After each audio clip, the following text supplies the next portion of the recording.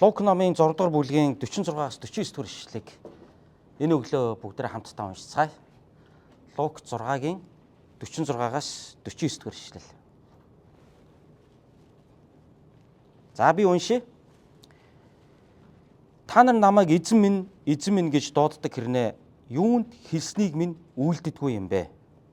Над руу ирж үгийг минь сонсоод үүний дагуу үйлдэх чинь хинтээ адил болохыг би та нарт харуулъя. Тийм хүн нь газраа гүн ухаад барьж буй байшингийнхаа суурийг хадан дээр суйрлуулсан хүнтэй адил юм.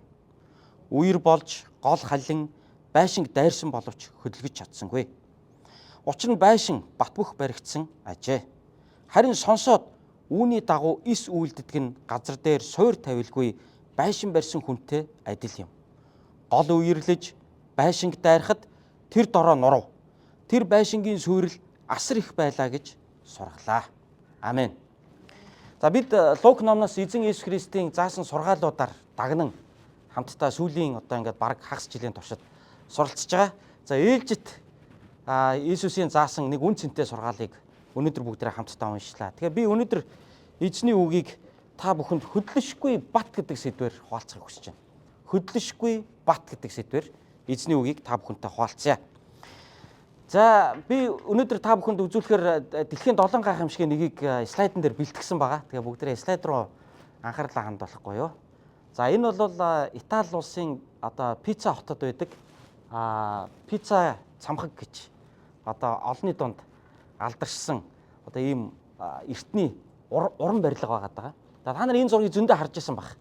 За найз нөхдүүд чинь Европоор аялахдаа Италид очиод тэгээд энэ байшингийн хажууд зураг авахулсан энэ зөндөө зурнуудыг манай Нямка ихч бас очиж исэн байна те гоё.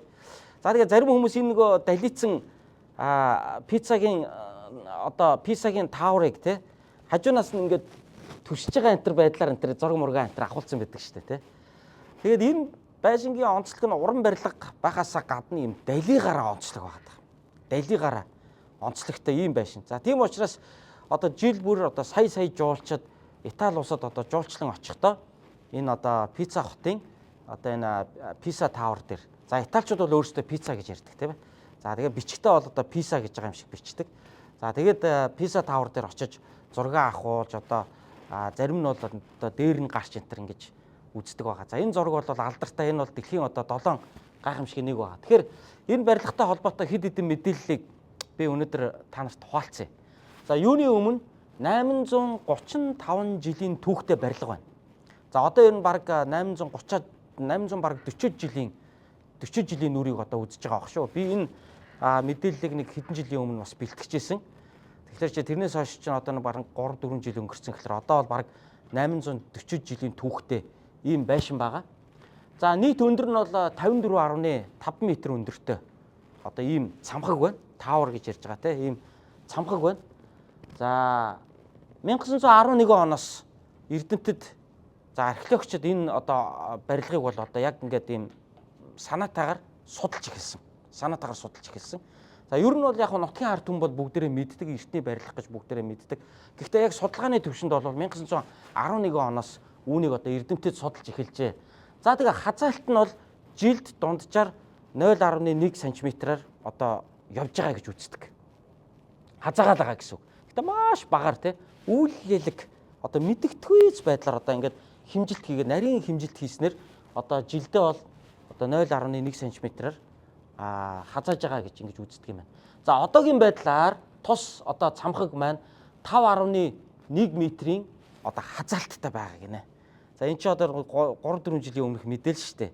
Тэгэхээр магадгүй одоо бол нэг тийм 5.5 м-ийн хэмжээний хазаалттай байх боломжтой одоо бол. За 2007 онд судлаач нар энэ барилгыг бол нурж унана гэж үзэж ирсэн. 2007 онд нурж унана гэж үзэж. За гэтэл нурж унаагүй. За ингээд байсаар байна. За хүмүүсийн судалгаагаар үзэх юм бол тус цамхгийн суурийн гүн нь биш 2.7 м гэж байгаа байхгүй юу? Тэгэхээр 50 м өндөртөө 54 м өндөртөө бараг 55 м өндөртөө байшингийн суур нь 3 м-ч хүрэхгүй байгаа байхгүй юу? Тэгэхээр суур нь ямар богинохон байна вэ? Тэгэхээр дээр үед магадгүй тооцоолол алдагдсан. 55 м өндөртөө одоо юм цамх барихтаа ядаж 5 м суур тавих хэрэгтэй. Гэтэл суур нь 3 м-ч хүрэхгүй байгаа байхгүй юу? 2.5 м одоо гүнтэй суур тавьсан. За тийм учраас одоо энэ пиццагийн таавар бол одоо ийхүү далисан хазаасан гэж үзэж байгаа. Дээр нь нэг сонирхолтой мэдээлэл байгаа. Тэр нь юу вэ гэхээр Писа хотын нэр өөрөө намгархаг газар гэсэн утгатай нэр байна. Писа гэдэг нэр чинь өөрөө намгархаг газар гэсэн утгатай нэр байна. За тэгээд анх баригдахдаа л суурин дээр тооцоо алдагцсан гэдэг нь бол маш илт байгаа юм л да. Ерөөсөө. Тэгэхээр хэдийгээр маш уран барилга, гайхалтай сайхан барилга боловч за өнөөдөр ийхүү хазаалттай суурь нь бол маш гүйхэн. За дээр нь өөрөө энэ газар чинь намгархаг газар байгаа байхгүй. Намгархаг газар бүр нэр нь өөрөө намгархаг газар гэдэг нэртэй ийм газар баригдсан энэ уран барилга, гайхалтай сайхан барилга маань одоо норж онохын ийм одоо аюул дотор одоо байнга байж идэг ийм барилга байна гэж. За тэгэхээр энийг өнөөдөр би та бүхэнд яагаад тоолцож байгаа юм бэ гэхээр аливаа юмны суур гэдэг бол нэрээ чухал юм байна. Гоё байж болно. Байшин гоё байж болно. Үзэгсэлэнтэй байж болно. Гэхдээ суур нэмгэн бол, суур гүйхэн бол ямар хэрсэлтэй байдаг вэ гэж. Тэгэхээр аливаа одоо өндөр байшин барилгыг барихтаа бол тэр суурийн давхрыг бол маш сайн хийж өгдөг гэдгийг бол та нар өөрсдөө мэдж байгаа. Тэгэхээр өнөөдөр би энд зөвхөн нэг байшингийн суурины тухай ярих гэсэнгүү. Харин таны, миний амьдралын суурины тухай ярихыг хүсэж байна. Тэгэхээр хүний амьдрал гэдэг бол яг баригдаж буй байшин руугаа адил. Та төрсэн цагаасаа эхлээд өөрийнхөө амьдрал хэмээх нэртэй барилгыг барьж эхэлсэн. Төрсэн цагаасаа эхлээд төгөлдөр гэдэг хүн төгөлдөр гэдэг нэгэн амьдралыг босгож байгаа. Тийм ээ? Төгөлдөр гэдэг нэгэн нэртэй нэг юм үзэгсэлэнтэй барилгыг бид барьж. Аль болох энэ барилгыг бид нар үзэгсэлэнтэй гоё, чамин байлгах гэж хичээдэг. Өөрсдийнхөө амьдралыг. Гэхдээ суур муутай барилга бол амьдралын эрхэнд гол үерлэж, савнаасаа хальж, тийм ээ? Үер цогох үед, шуурх үед суур муутай хүний амьдрал амархан норж ундаг. Суур сайтай хүний амьдрал бол ямар ч бэрхшээлийг даваад гардаг байна. Амьдралд нарлаг сайхан өдрүүд байдаг. Амьдралд шуурхтай хүн хэцүү өдрүүд ч гэсэн байдаг. Энэ бүгдийг бид нар ингээд туулаад гарч байгаа. Тэм учраас үүнийг ойлгохын тулд өнөөдөр бидний эзэн Есүс Христ бидний түрүүний уншсан Лук номын 6 дугаар бүлгийн 46-аас 49 дугаар ишлэл дээр амьдралын суурийн тухай бидэнд заасан байна. За би текстийг дахиад уншъя. Та нар намайг эзэн минь гэж дууддаг хэрнээ юунд хэлснийг минь үйлддэггүй юм бэ гэж хэлсэн байна. Есүс рүү маш олон хүмүүс ирээд түүний сургаалыг сонсч ирсэн. Гайхан магтж ирсэн, шагшиж ирсэн. Яг тэгвэл Есүсийн сургаал тэр үеийн одоо Библийн одоо юудын багш нар болох раби, хуулийн багш нар, фарисеучуудын номлолоос тис өөр байсан, амьд байсан, үнэхээр хүчтэй байсан. Хүмүүсийн зүрхэнд бол үнэхээр хүрдэг байсан. Тийм учраас хүмүүс Есүсийн сургаалыг сонсох дуртай байсан. Гэхдээ тэр дуртай хүмүүсийн донд нэг хэсэг нь зүгээр сонсоод ямар гоё юм бэ гэд яриад явах нэг хэрэг. Тэрийг амьдралдаа хэрэгжүүлэх чинь бас нэг өөр хэрэг. Тийм учраас Есүс юу гэж хэлсэн бэ гэхээр та нар намайг эзэн минь гэж дууддаг хэрнээ залбирахтаа ч юм уу эсвэл надаас юм асуухтаа ч юм уу намайг дагахтаа ч юм уу тэгж дууддаг хэрнээ юунд миний заасны дагуу тэгвэл амьдрдгүй юм бэ гэж хэлж байгаа. Цааш нь үргэлжлүүлээд унших юм бол над руу ирж үгийг минь сонсоод үүний дагуу үйлдэх чинь хинтээ адил болохыг би та нарт харуулъя. За одоо Есүс жишээ авж штэ. За ямар жишээ авж яах гэхээр байшингаа гүн суурин дээр барьж байгаа ухаалаг барилгачингийн жишээг авж байна. Тим хүн газраа гүн ухаад барьж буй байшингийнхаа суурийг хадан дээр суурлуулсан хүнтэй адил юм. Үер болж гол халин байшинг дайрсан боловч хөдөлгөж чадсангүй. Учир нь байшин бат бөх баригдсан ажээ. Харин сонсоод үүний дагуу ис үйлддэг нь газар дээр суур тавилгүй байшин барьсан хүнтэй адил юм аа. Гол үерлэж байшинг дайрахад тэр дороо нурав. Тэр байшингийн сүрэл асар их байлаа гэж айлтлаа гэж хэлсэн. Есүсийн үгийг сонсоод хэрэгжүүлдэг нэгэн бол тэр хүний амьдрал яг ийм бат суурин дээр хөдлөшгүй бат суурин дээр баригдсан байшин руугаа адил. Сонсоод байгаа мөртлөө амьдралдаа хэрэгжүүлдэггүй нэгний амьдрал бол суур тавихгүйгээр зүгээр нэг ийм газар дээр байшингаа барьсан хүнтэй яг адилхан юм аа. Амьдралын шуурх үед, амьдралд ган гачиг тохиолдох үед эсвэл үер бууж, шуурга дайрах үед, гол үерлэж савнаасаа хальж тэр хавийг хаман одох үед Есүсийн үгийн дагуу амьдрдаггүй хүний амьдралын шуурганд маш амархан урууддаг. Маш амархан сүрж одоо байшин урсаад явцдаг. Харин Есүсийн үгийн дагуу амьдрдаг нэгний амьдрал бол үнэхэрийн одоо Батбэх суурин дээр баригдсан лугай адил амьдралын ямар ч зовлон, ямар ч хэцүү үед Есүсээс зурдаг, эзэнд найддаг, эзнээс залбирдаг, эзний үгийг нэгдүгээр тавьдаг, эзний үгийг эрхэм болгодог хүмүүс бол амьдралын асуудлыг Бурхны хүч чадлаар, Бурхны үгийн мэрэгэн ухаанаар даваад туулаад гардаг гэдгийн энэ жишээг Есүс өнөөдөр өөрхийн шавнартаа зааж байна. Өнөөдөр би та бүхэнд нэг зүйлийг урамшуулахыг хүсэж байна, те. Нэг зүйлд би та нарыг зоригжуулахыг хүсэж байна. Тэр нь юу вэ гэвэл та өөрийнхөө амьдралыг бат хөдлөшгүй байгаасаа гэж хүсэж байгаа бол та өөрийнхөө амьдралыг санхүүгийн хувьд, харилцааны хувьд, эрүүл мэндийн хувьд бүхий л зүйл дээр хөдлөшгүй бат байгаасаа гэж хүсэж байгаа бол амархан нураад унцдаггүй байшин шиг байгаасаа гэж хүсэж байгаа бол нууц нь эзэн Есүс Христийн үгийн дагуу амьдр. Өөрөөр хэлбэл Бурханд дуулууртай амьдр. 2023 онд Улаанбаатар хотод том үер болсныг та нар бүгдээрээ мэдж байгаа. 1966 онд Улаанбаатар хотод туул гол үерлээд олон өдөр дараалсан бороо орсны улмаас нь туул голын хөндөй буюу одоо Улаанбаатар хотын байгаа алтан твшийн хөндөй тэр чигээр үерт автчихсэн гинлээ. Тэгээд тийм үеэр дахиж болоогүй байжгаад өнгөрсөн 2023 онд Улаанбаатар хотод асар хүчтэй үер болсон. За тэгээд тэр үед одоо мэдээллийн сувгуудаар ярьжсэн тийм ээ. 1966 оны үер шиг үер боллоо гэж яригдчихсэн. Тэр үеэс хойш ийм хүчтэй үер Улаанбаатарт болоогүй байсан. Яг тэр үерийг санагдуулсан үер боллоо гэд. За тэгээд тэр үеэр одоо мэдээллийн сувгуудаар одоо юу яригдчихсныг та нар бүгдээрээ мэднэ.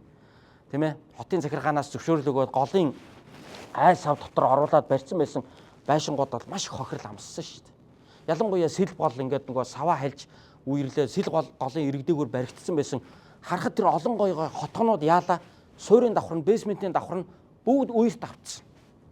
Байшингууд нь хөгцөрч эхэлсэн. Асуудалд орсон. Маш их мөнгө төлөөд тэнд хорооллоос одоо байр сонгоод орсон байсан хүмүүс тэндээс нүүгч хэцүү байхч хэцүү. Олон сая төгрөг, хэдэн зуун сая төгрөгийг тэрний төлөө зарцуулсан хүмүүсийн хувьд бол маш хохиролтой байсан. Тэр мэдээллийн сувгуудаар зөндөөх яригдчихсэн. Үүний хариуцлагыг хэн хүлээх юм?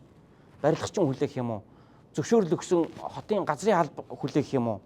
Эсвэл одоо мөнгө төлөө тэнд байранд орсон тэр хүн хохироод үлдэх юм уу гэл ингээд янз янзын асуудал гарч ирсэн. Тэр үед нэг сонирхолтой бичлэг одоо фэйсбүүк дээр явж ирснийг та нар анзаарсан баг. Зуслангийн нэг байшин урсж ирсэн. За яг тэр одоо байшингийн зураг бол энэ. Зуслангийн одоо сэлб голын ай сав дагуу Зусланд бол маш их хүчтэй үер бий болсон. Тэгээ нэг Зуслангийн байшин бол ерөөсөө яг дөрвөлжин чигээрээ ингээ урсаа явж ирсэн. Зүгээр байшингуудын дундуур зүгээр усаа онгоц чиг ингээ урсаа явж ирсэн.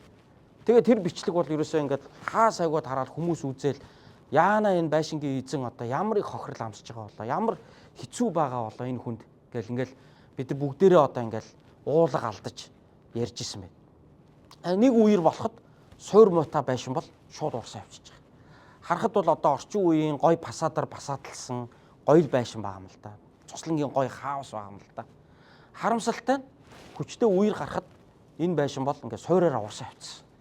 Юу муу байсан? Суур муу байсан. Тийм ээ. Тэгэхээр байшин урсаад явах нэг хэрэгээ. Амьдрал өөрөө урсаад явчихгүй л бахан чухал байгаа. Тийм ээ. Бидний амьдрал өөрөө, бидний харилцаа өөрөө, бидний үнэт зүйл өөрөө, бидний амьдралын одоо гол найдаж тулж түшижсэн юмнууд маань урсаад явчих юм бол ямар хэцүү байх вэ? Тэгэхээр өнөөдөр би та бүгдийг ятгамаар байна, би зоригжуулмаар байна. Бурхны үг таны амьдралын суурь шүү. Тэр үгийг та хэрэгжүүлнэ гэдэг чинь байшингаа тэр хатан суурин дээр барьж байгаа хүнтэй яг адилхан юм аа. Үер бууж, бороо орж, салхилж, гол саваасаа халин хам одоо хавь орчныг хаман одох үед хадан дээр буюу хүчтэй сайн суурин дээр баригдсан байшин бол тесэж үлддэг. Тийм хүний амьдрал бол тесэж үлддэг. Амьдралд өвдөхгүй хүн гэж байхгүй. Амьдралд дутагдж гачигдахгүй хүн гэж бол байхгүй. Амьдралд одоо юу гэдгийг зовлон туулж үзээгүй хүн гэж бол байхгүй. Бид нар бүгдээрээ л амьдралын бэрхшээлийг салхишуургыг бид нар даваад гарч байгаа. Ийм үед бидний амьдралыг хамгийн хүчтэй байлгадаг зүйл нь Бурхны үгийг дагах явдал юм аа. Би өнөөдөр нэг чухал зүйлийг та нартай нэмж хуваалцмаар байна. Тэр нь юу вэ гэхээр Христ итгэгч гэж өөрийгөө ярьдаг хүмүүс олон байдаг. За ялангуяа энэ Америкт бол өөрийгөө одоо Christian гэж нэрлэдэг хүмүүс олон байдаг. Гэхдээ Christian болгон Христийг дагдаггүй нь харамсалтай. Тийм болохоор сүүлийн үед одоо шинэ нэр томьёо гарч байгаа тийм үү? Би бол Есүсийг дагалдагч. Christian гэж өөрийгөө нэрлэхээсээ илүү би бол follower of Christ, Jesus гэж ингэж хэлж байгаа. Энэ хоёрын хооронд асар их ялгаа байна. Тийм ээ? Холливуудын одоод ингээд том эрдний шигтгээтэй загалмай зүүчээд явж байгаа та нар мэднэ. Гэтэл цаана хүний хүчээр хийлж байгаа. Тэгээ одоо шорон оронд ороо явж байгаа. Загалмай зүүгээд ингээд дуулж байгаа тийм үү? Ингээд гоё одоо хуцсан дээрээ ингээд ийм бүр алмаадсан ийм том гинчтэй тийм ийм одоо алтан гинчтэй, мөнгөн гинчтэй, алмаадсан шигтгээтэй том загалмай зүүгээд ингээд рекламадад явж байгаа. Энийг харах юм бол үнэхээр Christian юм шиг. Christian гэж ярьж байгаа. Багтаа сүмд явж исэн гэдэг байгаа. Тийм ээ? Сүм мэддэг гэдэг байгаа. Гэхдээ яг өнөөдөр амьдрал нь Есүсийг дагж гэнэ үү гэхээр үгүй. Эхнээсээ тэдний амьдрал үеж дурсаад эхэлчихлээ шүү дээ. Мэдээллийн сувгууд дээр юу гарч байгааг. Тэдний зарим нь хүчирхийлэгч байсан. Тэдний зарим нь далдуур маш муухай зүйлсүүдийг амьдралдаа хийж исэн, олонний амьдралыг хохироож исэн. Олон хавар нэгэндээ ихчээр нэг л өдөр амьдрал нь урсаад юучгүй алга болж байгааг одоо бид нар харж байгаа. Тэгэхээр Христчин гэж өөрийгөө ярих нэг хэрэг, харин Христийг дагах нэг хэрэг. Тийм болохоор бүгдээрээ Христийн жинхэнэ дагалдагчд байцгаая гэж та бүгдийг би уриалмаар байна. Есүс өөрийнхөө шавнарт агуу захирамжийг өгсөн. Та нар мэднэ Матай номын 28 дугаар бүлгийн 18-аас 20 дугаар ишлэлдэр Есүс эцсийн захирамжаа өгөөд тэнгэр өөд одохдоо юу гэж хэлсэн бэ? Явж бүх үндэстнийг миний дагалдагч болгох гэж хэлсэн байна. Дагалдагч гэж хэлээд байгаа шүү дээ. Тэрнээс бүх үндэстэнд намайг хүлээн зөвшөөрүүл гэж хэлээгөө те. Дагалдагч болгох гэж хэлсэн байна. Тэгэхээр Христийг бол би хүлээн зөвшөөрдгөө гэж ярих бол нэг хэрэг. Яах вэ гоё юм бэлээ гэж ярих бол нэг хэрэг. Зүгээр би Христчэн гэж залмаагаар гангарах нэг хэрэг. Бүр баптизм авсан байх ч яг үнэндээ нэг хэрэг. Гэтэл яг бодит амьдрал дээр Христийг дагж Христийн үгийн дагуу өөрийнхөө амьдралыг чиглүүлэн авч явна гэдэг бол бас өөр хэрэг болчихж байгаа. Энэ хоёрын хооронд өнөөдөр ялгаатай байна гэдэг нь хүмүүсийн амьдралаас харагдаж байгаамаа. Тийм болохоор бүгдээрээ Христийг дагагч бай. Христийн дагалдагч болж өсцгөөе. Зүгээр итгэгч гэж нэрлэх нэг хэрэг. Дагалдагч байна гэдэг бол өөр хэрэг. Дагалдагч байна гэдэг бол дагдаг хүнийг хэлж байгаа. Дагдаг байна гэдэг чинь юу гэсэн үг юм бэ гэхээр хэлсэн үгийнхэн дагуу үйлддэг хүнийг хэлж байгаа. Есүс биднэрт үгөө өгсөн. Тэр бол Библи. Библийг уншихдаа Христийн үгийг бид сурдаг. Тэгвэл энэ үгийг бид амьдралдаа хэрэгжүүлснээр та жинхэнэ Христийн дагалдагч болж байгаа юм. Христийн дагалдагч болж байгаа. Тийм болохоор эзний үгийн дагуу дагж эзний жинхэнэ дагалдагч байгаараа гэж би та бүгдийг уриалж байна тийм. Жинхэнэ follower of Christ байгаараа гэж би та бүгдийг уриалж байна, зоригжуулж байна. Христийн дагалдагч байна гэдэг бол үнэхээр үнцэнтэй. Христийн дагалдагч байна гэдэг бол бусдыг хайрладаг хүнийг хэлж байгаа. Твчдэг хүнийг хэлж байгаа. Уучлж өршөөдөг нэгнийг хэлж байгаа. Эзэнд өргөдөг нэгнийг хэлж байгаа. Залбирдаг нэгнийг хэлж байгаа. Махан биеийн хүсэл тачаалтайгаа тэмцдэг нэгнийг хэлж байгаа. Сайн мэдээ тараадаг нэгнийг хэлж байгаа. Тийм ээ? Бусдыг хайрлж чаддаг нэгнийг хэлж байгаа. Ямар ч үед эзэн минь надад туслаач хэмээн залбирдаг нэгнийг хэлж байгаа. Эзний үгэнд юу гэсэн байдаг вүлээ? Би ийм тохиолдолд яаж амьдрах ёстой байлаа? Миний зан чанар зөв байна уу, буруу байна уу гэж өөртөө дүн шинжилгээ хийж гимшиж чаддаг хүнийг хэлж байгаа. Тэгээ шийдвэр гаргаад гимшээд эзний уучлал нэгүсэлд итгээд зөвийг үйлдэхээр хичээдэг нэгнийг хэлж байгаа. Бусдын төлөө үйлчилж чаддаг нэгнийг хэлж байгаа. Даруй байж чаддаг нэгнийг хэлж байгаа. Яагаад гэвэл өөр хүмүүс бардамнаад өөрийг нь доош нь хийсэн ч гэсэн би чи эзний хүн шүү дээ гэж итгээд эзэн намайг өргөх болно гэж итгээд эзний өмнө даруй байж, төвчээртэй байж, эзнийг дагах амьдралаараа гэрчлэлээрээ бусдыг ялж чаддаг, харуулж чаддаг, эзний нэрийг алдаршуулж чадж байгаа хүнийг дагалдагч гэж хэлж байгаа юм. Дагалдагч гэж жоохон яг ямар хүнийг хэлээд байгаа юм бэ? Зүгээр л цуглаанд явдаг хүнийг хэлэхгүй. Зүгээр л өргөл өргөж байгаа хүнийг хэлэхгүй. Мэдээж одоо нэг хэсэг нь бол мөн. Гэхдээ та яг өдөр тутмын хувийн амьдралдаа эзний нэрийг дууддаг. Эзнийг эрхэмлдэг. Буруу зүйлийг таашаадаггүй, зөв зүйл дуртай, сайн зүйлийг хайрладаг, сайн зүйлийн төлөө явдаг, тэрнийг хийхээр хичээдэг, тэрний төлөө залбирдаг бол та Христийн дагалдагч юм аа. Та эзний үгээс суралцахыг хүсдэг. Ийм тохиолдолд эзний үгэнд юу гэж хэлсэн байдаг вүлээ? гэж өөрөө өөртөө сануулдаг, асуудаг, эзний өдөрдмжийг асуудаг нэгэн бол эзний жинхэнэ дагалдагчд юм аа. Тийм болохоор бүгдээрээ Христийн дагалдагчд байцгаая гэж би та бүгдийг уриалж байна. Шашинтан байх нэг хэрэг, тий? Шашинтан байна гэдэг бол одоо нэг юм гадна харагдах байдал дээр аягүй ач холбогдол өгдөг, тийм үү? Ямар нэгэн тэр зан үйлийн үйлдэл явцдаг. Тэгсэн мөртлөө яг хүнтэй харилцах, ажил амьдрал дээр хандах хандлага дээр шал өөр байдаг. Харин Христийг дагна гэдэг бол магадгүй та зан үйл дээр нэг тийм сүртэй харагдахгүй ч гэсэн яг өдөр тутмын харилцаа амьдрал дээр Христийг дагна гэдэг бол маш чухал байна. Манай эмэгтэй уугна надад нэг гайхалтай зүйлийг хуваалцаж байсан. Манай гэр бүл энд ирсний дараа уугнаатай танилцаад ингээд даа бүгдэнтэй л бид одоо ингээд танилцаад одоо бид чинь ингээд гоё одоо нэг сүмийнхэн нэг чуулганыхан болоо явж штэ.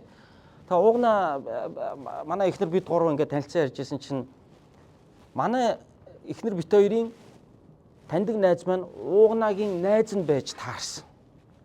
Тэгээ тэр хүн бол аль хэзээний Тэнгэрийн улс руу явчихсан байхгүй ковидын үеэр. Тэгээд Бангладешд амьдарч ирсэн. Тэгээд Бангладеш нөхөртэй байсан. Уугнаа маань бас ингээд Бангладеш бас нэг хэсэг одоо Бангладешийн бэр болоод амьдарч ирсэн. Тэр хоёр монгол бэр тэнд уулзаж зовлон жаргалаа хуваалцдаг байсан байж тээ. Уугнаа маань очиод тэр одоо нөгөө туул гэх тэр найзаас маань те одоо зөвлөгөө аваад тэгээ туул маань уугнааг айгүй их сонсож ингээд зөвлөгөө гэж урамшуулдаг байсан байна. Тэгээд яриад исэн чинь туулыг таньдаг болж таарад туул нь 90-ад оны үеэс эхлээд бидэртэй хамт нэг цуглаанд явдаг итгэгч эмэгтэй байсан гэдгийг бид хоёр түүнд хэлээд тэгээд уугнаа нэг гоё үгийг хэлсэн байгаа. Туулагч Христэд итгэгч байсан учраас надад тэгж ханддаг байсан байна шүү дээ гэж хэлсэн байхгүй. Тийм учраас тэр хүн хүнийг тэгж сайн сонсдог хүн байсан байна. Тийм учраас тэр хүн хүнийг зовж явах үед нь тэгж их тусалж чаддаг хүн байсан юм байна.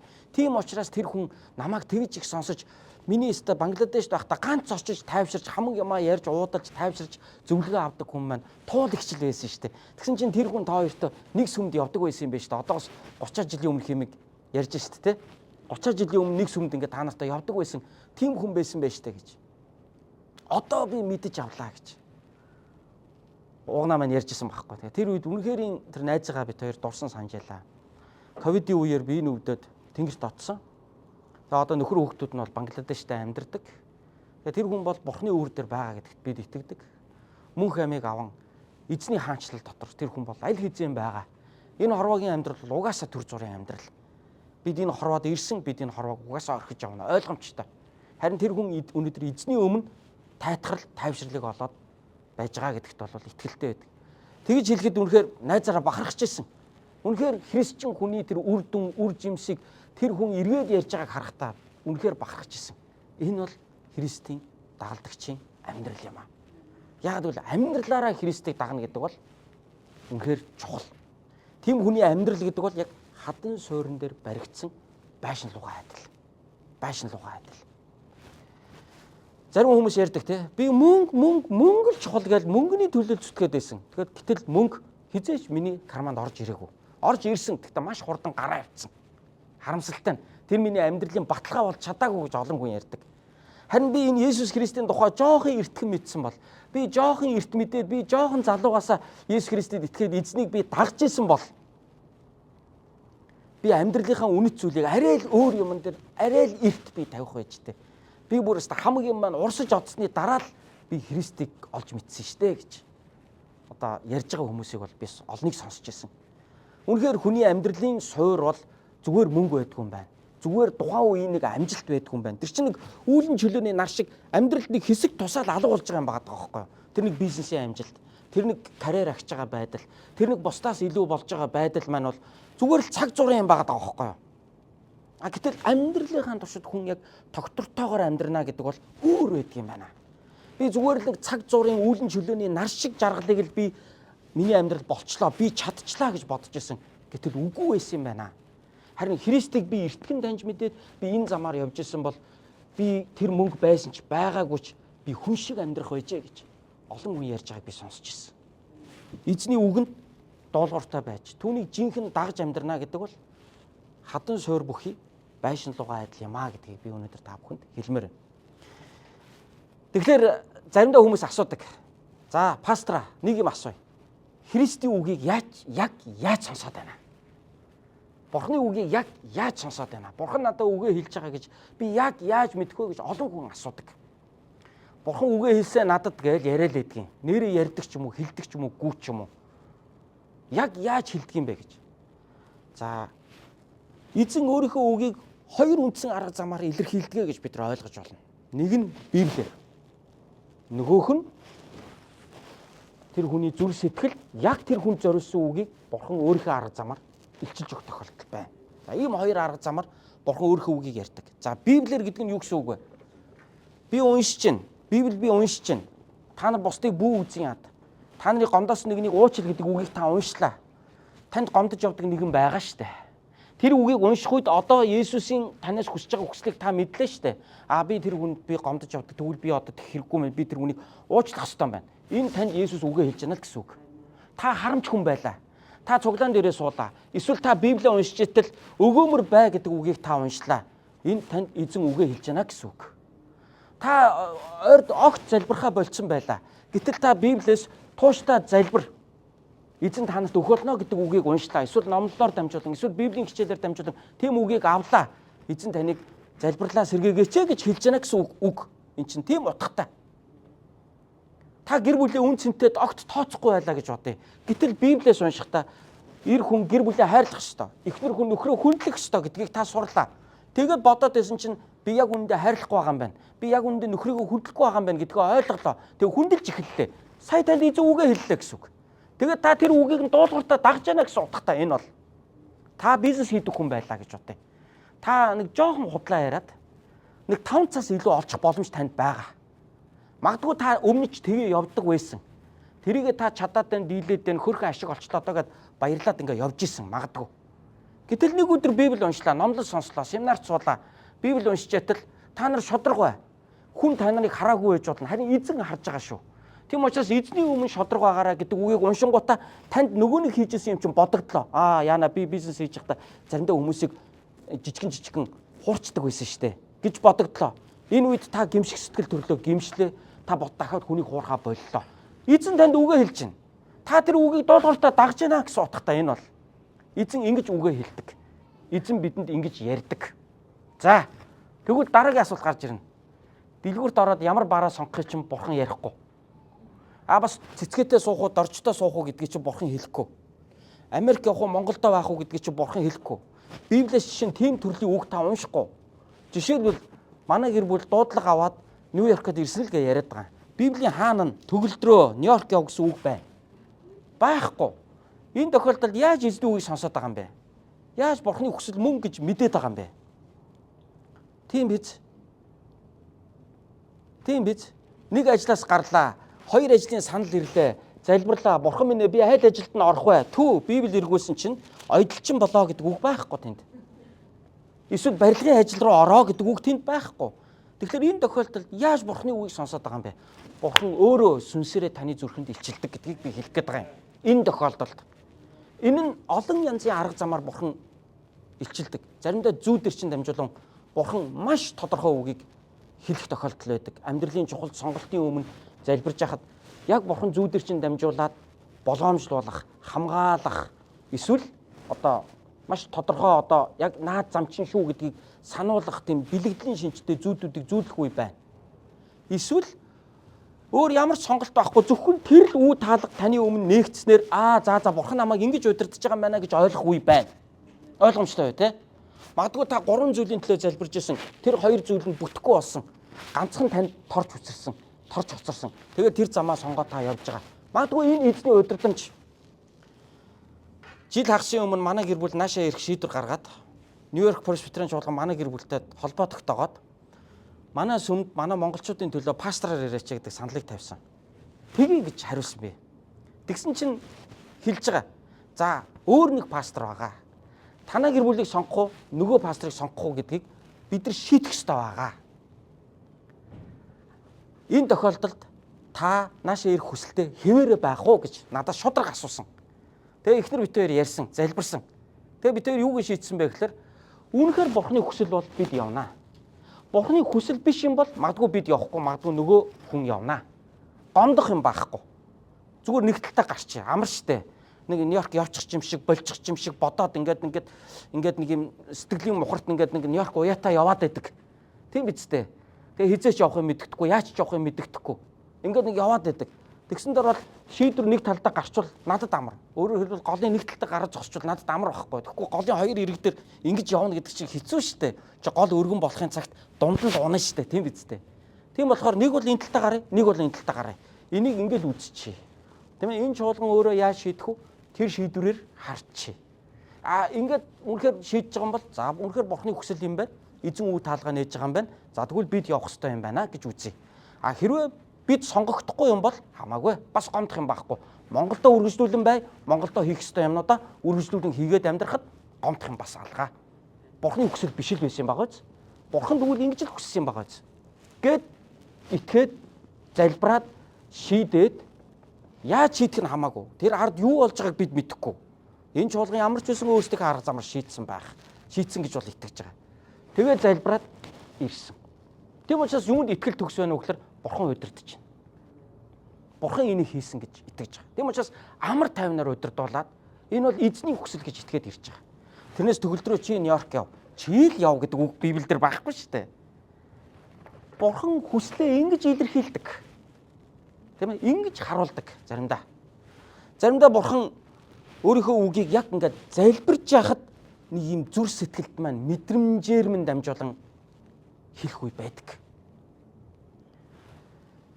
Манай Монгол дахь чуулган Хөдөө орон нутагт илгээлт их хийдэг чуулган байсан. Бид нар Өвөр ханган аймгийн Батүлжийн сум руу илгээлтээр маш их явж исэн. Бид нар Увс руу илгээлтээр явж исэн.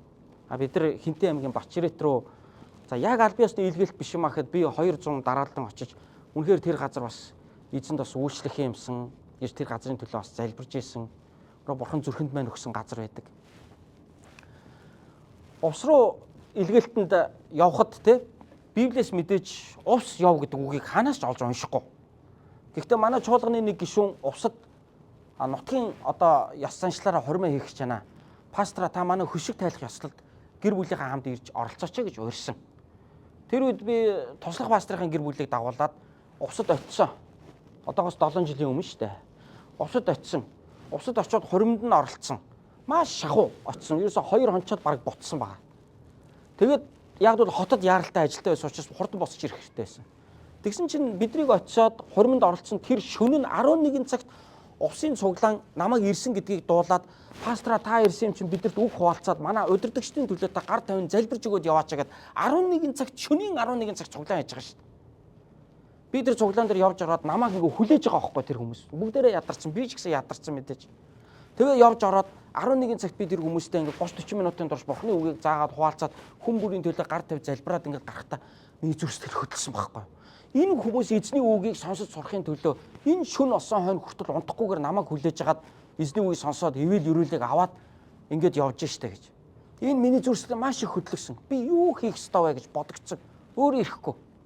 Тэгээд би маргааш өглөөний эрт би Улаанбаатар руу усаас гараа явахдаа миний зүрх сэтгэл зүгээр л усад үлдсэн штэ. Би энэ нутагт өртөө юм шиг мэдрэмжтэй үлдсэн. Би энэ нутагт ирээд зүгээр л нэг хуримд орчоод явчихж байгаа. Нэг юм дутуу юм шиг. Би өөр хийх юм надад энэ нутагт байгаа юм шиг. Би энэ нутаг руу би дахин би ирэх ёстой юм шиг маш хүчтэй мэдрэмж миний дотор байсан. Тэгээ би замдаа залбираад явсан. Эзэн минь таны хүсэл мөн бол увсад дахин ирэх боломжийг надад олгооч. Увсын сумдуудад сайн мэдээ тарах боломжийг олгооч. Увсын чуулгануудыг ингээд дэмжиж босгох, пасторуудыг зоригжуулах боломжийг та надад олгооч гэж би залбирсан. Тэр үеэс хойш би 6 жилийн туршид би увс руу явсан шүү дээ.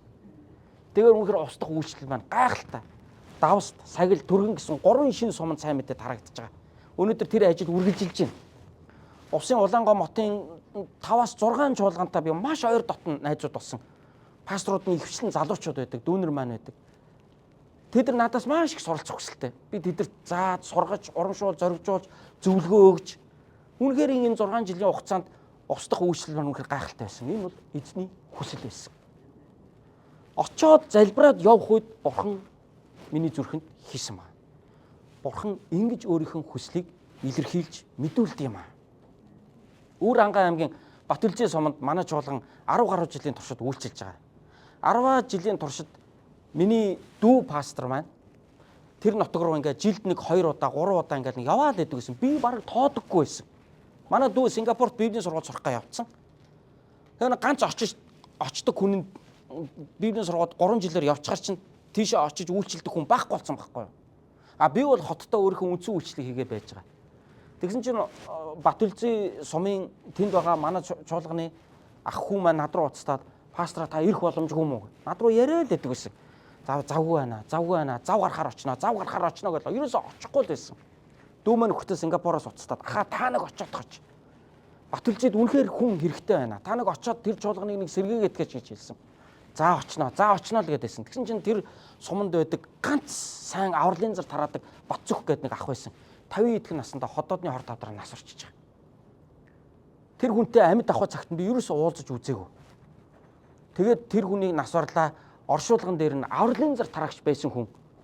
Оршуулган дээр нь ядаж нэг пастор ирээд залбираад өгөөч гэд намайг гуйхад миний зүр сэтгэл тэр үед хөдлөө за би очих ёстой гэд цуглааныхаа 2 ахлагчийг дагуулад нэгнийх нь том жипэнд цугаад бид нар очиж. Тэгээ очиод оршуулганд нь очиод яг оршуулгын үйл явдалд нь би бас оролцоод гэр бүлийнх нь үнэхээр хүндэтгэж хүлээж авсан. Үнэхээр хотоос пастор нөхрийн минь төлөө эцгийн минь төлөө ирлээгээд үр хөвгтөд хань ижил үнэхээр хүндэтгэж хүлээж авсан. Оршуулган дээр нь би номлосон ах дүү нарт нь би сайн мэдээ тунх гисэн. Тэр үед минь бурхан зүрхэнд минь өгсөн байхгүй. Юу гэхээр төгөлдрөө энэ нутагт за одоо чи ирмээр болж байна уу гэж.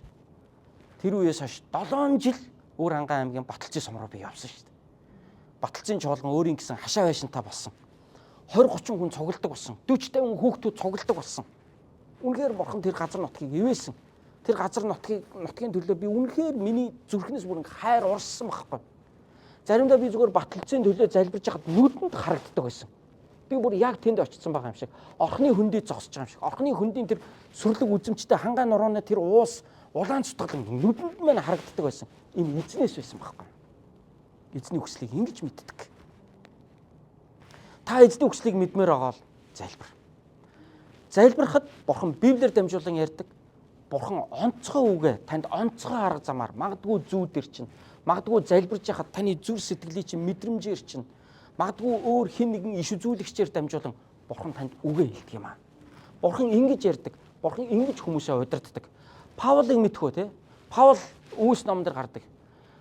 Македон явах уу эсвэл Аз руу явах уу салаа замын уулзар дээр хаашаа явж сайн мэдээ тараах бай залбирж исэн. Ийшээ явах гэсэн чинь нэг л болохгүй. Ийшээ явах гэсэн чинь нэг л болохгүй. Тийшээ явах гэсэн чинь нэг л болохгүй. Тэгээ шөнө унтчихсэн чинь зүүдэнд нэг Македон ирэх гарч ирээд ирж бидэрт туслаач гэж зүүдэлсэн ба Паул.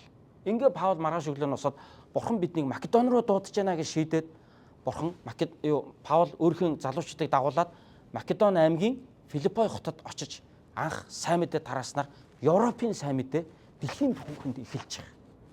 Энийг эзэн удирдсан. Тэр үед Македон яв гэдэг үг хуучин гэрэн дээр байхгүй штэ. Паул энэ Македон яв гэдэг үгийг хуучин гэрэнээс олж унших боломжгүй штэ. Тэгвэл бүх үндэстэнд сайн мэдээ тараа гэдэг үндсэн бурхны үг бол Библиэд байгаа юу? Байгаа. Тэр зарчим дотор энэ бүхэн чи явж байгаа байхгүй. Үндсэн Библийн зарчим дотор эзэн өөрөө өөрийнхөө хүмүүстэй маш тодорхой ярьж үгээ хэлж өөрийнхөө одоо хүслээр өөрийнхөө хүмүүсийг удирдан жолоодд юм аа. Би өнөөдөр танаас асууя. Та бурхны үгийг сонсож дагахад бэлэн байна уу? Олон жилийн өмнө манай пасторыгаа би номлож гин гэж би зүүдэлсэн. Аюу сонин зүүдэлж байгаа. 2 дугаар 10 жилийг та нар мэднэ шүү дээ. Улаанбаатар хотын хуучин гэмтлийн эмнэлгийн арт талд байдаг 11 дугаар хороолт байдаг. 2 дугаар 10 жилийг та нар мэднэ. 2 дугаар 10 жил сургуулийн подвал дотор ийм сүлжээ шорон байна гэж би зүүдэлж байгаа байхгүй. Тэгээ тэр сүлжээ ингээд ийм газар доогоор холбогдсон амар ийм том ийм аалзны тор шиг ийм шорон байна гинэ. Тэр шоронгийн одоо төв одоо бистүүлд гэж ярьдаг одоо манайхан чинь тийм ээ. Бистүүлд нь манай пастор юм хайрцаган дээр гараад зогссон номлож байгаа юм. Манай цуглааных ингээд тойроо зогссон номлын сонсоод амен гэж сонсож байгаа юм. Би бүр захтан сонсож ингээд хүмүүсийн мөрөн дондор ингээд толгоон дондор ингээд пастрыгаа ингээд хараад нэлээд захтуу ингээд би тэр номлыг сонсож байгаа. Номл ерөөсөө ойлгоогүй. Төгсгөлд нь пастор маань тийм учраас бүгдээрээ явцгаая гэж хэлж байгаа тэр үгийг л ойлгосон. Тэгсэн чинь тэрэнд байсан итгэгч нар маань тал бүр тийшээ тарж явсан. Би ганцаараа нэг коридороор ороод, нэг хонглоор ороод шоронгийн юм сараалжин хаалганууд байгаа штэ. Тэднийг би зүгээр ингээд төгжтэй хаалгануудыг татаад онгоолгоод ах юм. Айгүй сонин. Надад түлхүүр байхгүй, цоожор нь онгоолохгүй. Зүгээр ингээд татхад онгоогоод байгаа. Дотор нь ингээд аюу олон хоригдлооттой. Тэгээ би ингээд онгоолгоод одоо та нар эрхчлөөтэй босон гэж хэлээ яваад тах юм. Тэгээ миний ард ингээд дандаа онгорхоо хаалга үлдээд ард ингээд тэр шоронгийн хориг төгсөд тэр чөлөөтэй хаалгаар ингээд ард маань гараад би цаашаага ингээд өөр дараагийн төгжтэй хаалганууд ингээд нэг яваад байна гэж би зүүдэлж ирсэн. Тэгээ би тэр зүүдээ пастортаа би ярихгүй юу? Нэг өглөөний залбирал дуусаад пастораа би саяхан нэг ийм зүүдлээ гэсэн чинь манай пастор юу гэж хэлсэн гэхээр би зүүдний тухай сайн мэдэхгүй. Надаас иймэрхүү юм нэх асуугаад хэрэггүйтэй ухааны юм баг тухай үед хэлжсэн. Тэгээ би заа гэж чимэг болцсон. Тэр зүүд биелсэн. Бурхан намайг маш олон газар илгээж өөрийнхөө үгийг номлуулж маш олон хүнд эрх чөлөөний сайн мэдээг тунхаглуулсан. Мэдээж би шоронгийн үйлчлэл хийгээгүй л дээ. Яг шорон хорихын үйлчлэл хийдэг пасторууд бол байдаг. Гэтэ би хорихын үйлчлэл бол хийдэггүй. Гэхдээ нүглийн хориход хоригдсон байгаа олон хүмүүст сайн мэдээгээр дамжуулан жинхэнэ эрх чөлөөг Бурхан надаар дамжуулан тунхсан. Энэ бол Бурханы надад зориулсан үг байсан гэж би итгэдэг. Ингэж удирдах байгаа гэж би итгэдэг. 2 удаа нэг итгэгч, 2 өөр итгэгч надад тэгж хэлж ирсэн. 2 удаа. Би чинь жижигч бэлчээр нь том байх болтгоо гэж ерөөж ээж үлээ. Нэг нь намайг Библийн сургуулаа төгсгöd яг төгсөөд ингээд гараад ирэхэд хамт суралцж байсан ангийн маань ихч одоо чуулганы пастор хийдэг. Надаас бол нэлээд ихч хүн. За төгөлдрөө миний дөө би чинь жижигч бэлчээр шин том байх болтгоо гэж ерөөж исэн. Тэр үг бол иш үзүүлгийн үг байсан. Яг зөнтөө үг байсан. Яг тэр үг миний амьдралд биелсэн. Маш олон чуулгануудыг байгуулахад гар бие оролцсон. Олон чуулганы удирдагчдыг бэлтгэхэд Библийн сургуулийн багш байлаа. Солонгост байгаа олон чуулгануудыг босгоход амьдралынхаа 20 жилийг би бас зориулсан. Европ руу 2-3 удаа явж тэнд байгаа чуулгануудыг зориулсан. Энд би ирээд зогсохоос өмнө би Америкийн нэгдсэн улсад үндсэндээ өмнө 4 удаа ирж баруун зүүн эргүүдээр явж чуулгануудыг босгосон байсан. Хэдийгээр биемэн жижигч бэлчээр маань том байсан. Бурхан том зүрхийг надад өгсөн. Том харааг надад өгсөн. Том газар нутгийг надад өгсөн. Бурхан ингэж ярьдаг. Хэрвээ та залбирах юм бол эзэн үгээ хэлдэг. Увсын нэг удаагийн аялал дээр минь сони явдал болж исэн. Бид нар увсад очиод цаашаага давст түргэн сагил гэсэн 3 сумаараа орно гэд бид нар залбирж исэн. Манай цуглааны нэг ахлагч ихч байдаг. Хүрээ ихч маань залбирж исэн. Бид нар багаараа залбирж исэн. Яг тэр удаагийн аяллаар бид нар тэр 3 сумандаа очиж чадаагүй. Яагаад гэхээр түргэний гол үерлээ түргэний гүүр эвдэрсэн байсан. Түргэн сумын гүүр. Хойд талын сумдууд руу явдаг үндсэн зам нь эвдэрсэн. Бид нар явж чадаагүй. Жижиг машинтай байсан учраас уулын юм үерийн усыг туулаад гарах боломжгүй байсан учраас бид нар тэр удаа явж чадаагүй. Тэгэхэд манай бүрөөгч тэгж хэлжсэн байхгүй. Пастора би яагаад чинь хотод байхдаа давс түргэн сагилгээ залбирахаар бид энэ удаа тийшээ нэг л явахгүй юм шиг надад санагдаад байсан гэж хэлдэг юм да. Тэгээ тэр үед яваагүй. Тэр үед Бурхан магадгүй энэ удаа та нар явахгүй. Та нар төвдөр үйлчлээ хийгээд буцнаа гэж. Энэ эзний хүсэл байж дээ гэж бид нар дараа нь мэдсэн. Та залбирахад эзэн танд илчилж өгдөг. Эзэн танд харуулж өгдөг. Зүүд ирчин, үзэгдлээ ирчин, эсвэл өөр хэн нэгэн хүнээр би олон янзын жишээнүүдийг та нар сая ярьлаа шүү дээ. Жишээ болгон Бурхан биднэрт үгээ хэлдэг арга замуудыг яриад байна мөн үү? Хүнээр дамжуулж эзэн ярьж байна. Зүүдээр дамжуулж ярьж байна. Залбирж байхад мэдрэмжээр дамжуулан ярьж байна. Мөн үү? Нөхцөл байдлаар дамжуулан зарим үе таалга хаагдаж, зарим үе таалга нэгдэж байгаагаар дамжуулан энэ бол миний хүсэл чи ингэж явах ёстой гэдгийг эзэн амьдралын нөхцөл байдлаар дамжуулан харуулдаг. Тэгэхээр олон янзын арга замаар эзэн үгээ хэлж байна. Мэдээж энэ бүгдээс гадна Бурхан Библиэр дамжуулан ярьдаг, тийм ээ? Гэхдээ Библиэр дамжуулан ярьдгийг би түрүүн та нарт тайлбарласан шүү дээ. Та Библийн үгийг үндсэндээ ойлгоцсон байвал та ямар ажил хийхээ сонгоно. Энийг та Бурханы хүслийн дагуу сонгож ядаад байх юм бол байхгүй. Мэдээж та худлаа ярьдаг, хулгай хийдэг ажил хийхгүй нь ойлгомжтой. Зөв сайн ажлыг л та сонгож орно. Яагаад гэвэл таны оюун бодол чинь өөрөө Библиэр шинжлэгдсэн хүн байгаа учраас. Та дэлгүүрт ороод ямар бараа, ямар хоол хүнс өөртөө авч хэрэглэхээ та заавал Бурханы хүсэл юу вэ гэж бодохгүйгээр та шууд хийж чадна. Яагаад гэвэл юу зөв, юу буруу вэ гэдгийг та угаасаа мэдсэн байгаа учраас. Ингэж бид нар Бурханы хүслийг таньж мэддэг юм аа. Ингэж таньж мэдснээр бид эзэн дуулууртаагаар эзнийг дагж явдаг юм аа. Ийм хүний амьдралын суурь яг хадан суурин дээр баригдсан байшин лугаа адил байдаг юм аа. Ийм амьдрал амархан нурж ундаггүй юм аа. Харин зүгээр л өөрийнхөө махан биеийн тачаалыг дагсан, эсвэл зүгээр л ашиг хонжоо хайсан, эсвэл зүгээр л нөгөө нүглийн бодлуудаа авцсан тийм бодлоор гаргасан шийдвэрүүд тухайн үедээ ашигтай, тухайн үедээ гоё юм шиг боловч явуургүй байдаг. Явуургүй байдаг. Хэсэг хугацааны дараа баахгүй болдог, нурдаг, юу ч биш болж дуусдаг. Тийм учраас өөрийнхөө амьдралыг эзнэр удирдуулаарай. Эзнэр удирдуулахын тулд эзний үгийг сонсож байгаарай. Эзний үгийг сонсохын тулд эзний үгийг сайн уншиж, эзний үгэнд сайн суралцаарай. Тэгээд залбирдаг байгаарай.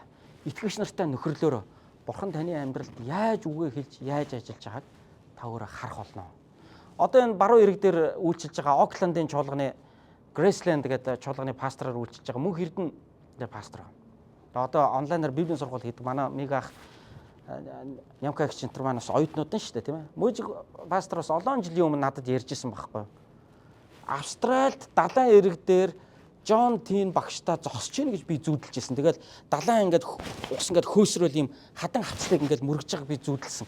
Дараа нь би Австральд библийн сургуулийн оюутан болж очиод Джон Тин багштай далайн ирэг дээр яг би тэгээ зогссон шүү дээ. Тэгэхэд л би тэгээ зүүдэлжсэн сансан гэж хэлж байгаа байхгүй. Бурхны хүсэл байдаг. Гэхдээ зүүд болгон бас Бурхны хүсэл биш гэдгийг би дашрамд нь хэлмээр байна. Тийм ээ?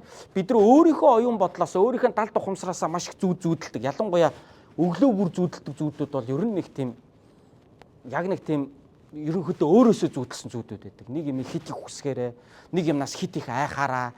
Тэгээд тэрийгээ ингээд нөгөө оюун бодол маань өөртөө дахиж зүүдлэх тохиолдол байдаг. Тэр болгоныг бид нар Бурхны үг гэж ойлгоод иж болохгүй мэдээж. Би туушрамааргүй байна. Гэхдээ Бурхны үг болж ирж байгаа зүүд бол онцгой байдаг. Нэгдүгээр тийм зүүд мартагддаггүй.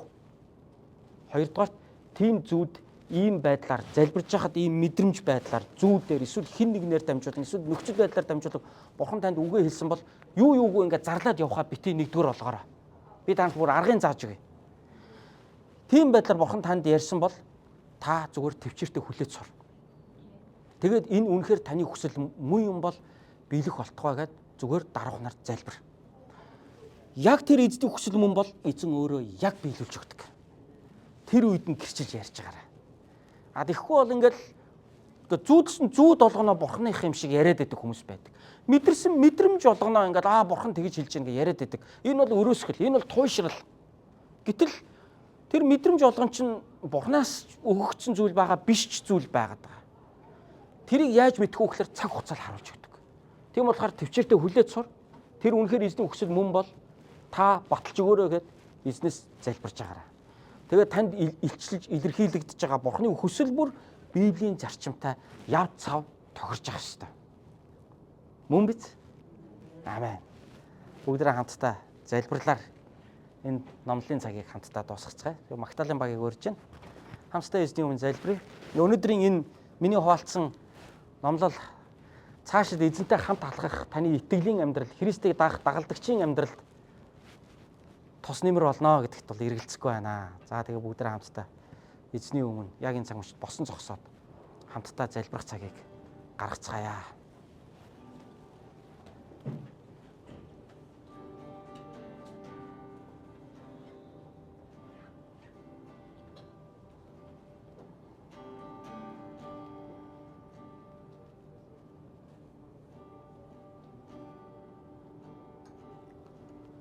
Гайхамшигтай агуу хүчит Бурхан эцэг минь.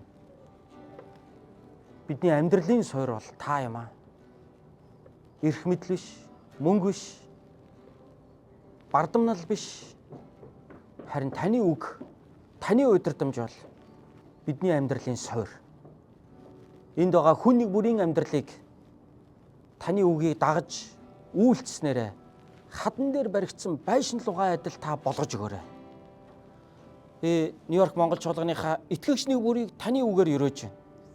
Дуулуурын итгэлтэй амьдралаар өрөөж байна. Итгэлийн дуулууртай амьдралаар би өрөөж байна. Таны дагалдагч байхаар би өрөөж байна.